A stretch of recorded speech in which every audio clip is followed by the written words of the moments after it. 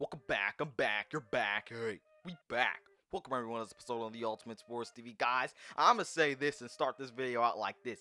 The first round of the 2021 NFL Draft did not disappoint, guys. We saw some amazing picks, some surprising picks, and even some teams trade up. Even some teams just stay put where they are and take some steals of the draft, guys. I'm about to tell you my top 5 steals of the draft in the first round of the 2021 NFL Draft, guys, right after you subscribe to the Ultimate Sports TV. Because if you are not subscribed, you're missing out on so much, people, because this is the hot spot. Get lots and lots of time from the Ultimate Sports TV spot with NBA and NFL content. So go ahead, hit that subscribe button, and join the Tiers TV squad. Then you're done with that. Please like this video for me, share this video and YouTube channel, then comment down below your top 2 or top 3 draft steals in the first round of the 2021 NFL Draft down in the comment section below, guys. But now let's reveal my top 5 NFL Draft first round steals, guys.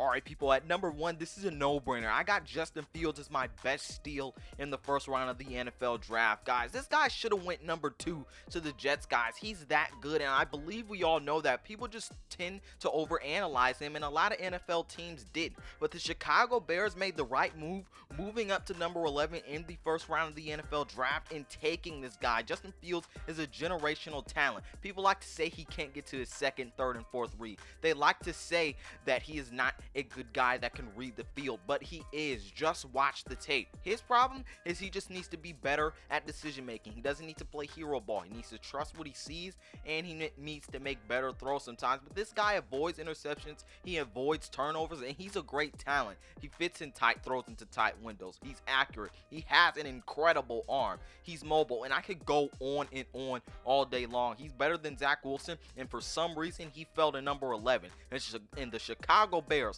finally have their quarterback here. Justin Fields in a system with Matt Nagy, I think is going to be good, because when we saw Ohio State kind of run a little run-heavy offense at some point and try and really implement that run game in there, which is what the Chicago Bears do, Justin Fields was better. And that's not saying take the ball out of Justin Fields' hands, but if you run the ball and even have Justin Fields run the ball a little bit, which expands your playbook, and I think Justin Fields will expand Matt Nagy's playbook. But when you do implement some of that run-heavy offense kind of stuff, it makes Justin Fields better. And I think for the decision-making problems that Justin Fields does have, Matt Nagy is the perfect coach to make that better. And I know people have concerns about whether Matt Nagy can really expand that playbook.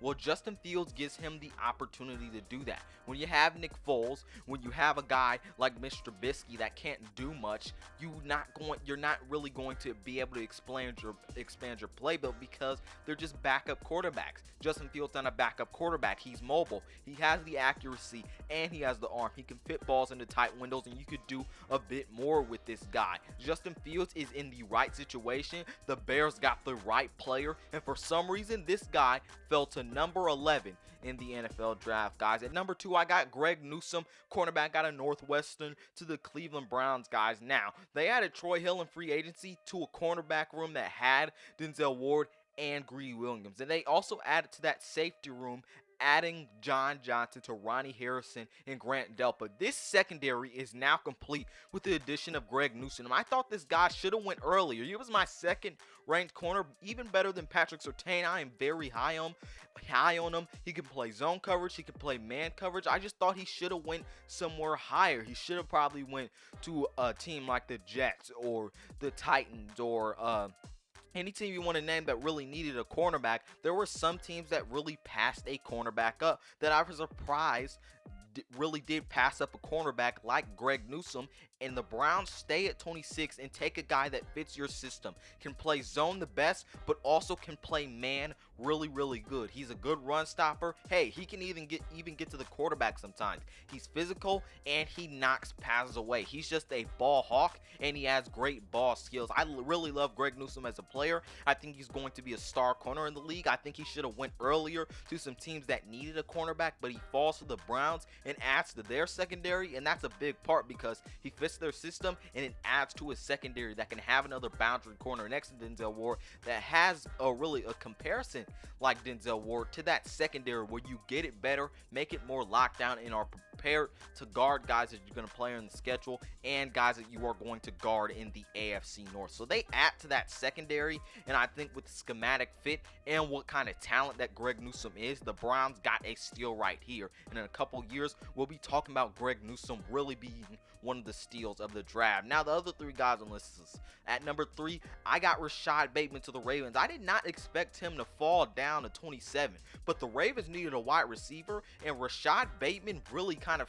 fills that hole here. Now, one concern I have about him is his speed and his release off the line of scrimmage, and that can really be the downfall of some wide receivers. But the Ravens develop players really well, and this guy is, if not for Devonta Smith, would have been the best route runner in all of this NFL draft of wide receivers, guys. He's got good hands. He's a 50-50 ball receiver. He can really make Lamar Jackson's accuracy better, knowing he's a taller wide receiver and can catch those balls that Lamar Jackson throws. Lamar Jackson needed a bigger wide receiver. They go get a bigger wide receiver that's 6'2", 6'3", Rashad Bateman, and runs killer routes and is a 50-50 ball receiver. I love this pick here for the Ravens. It shores up their receiving core, and they get a good talent. The Ravens always draft right, and I think they drafted right here with Rashad Bateman out of Minnesota. All right, people, now at number 4, I got Sewell to the Lions. Now, I expected either the Bengals or the Dolphins to pick Sewell, knowing they have 2 young quarterbacks that you really want to protect, and you have holes on your offensive line that a generational tackle would really shore up those holes with.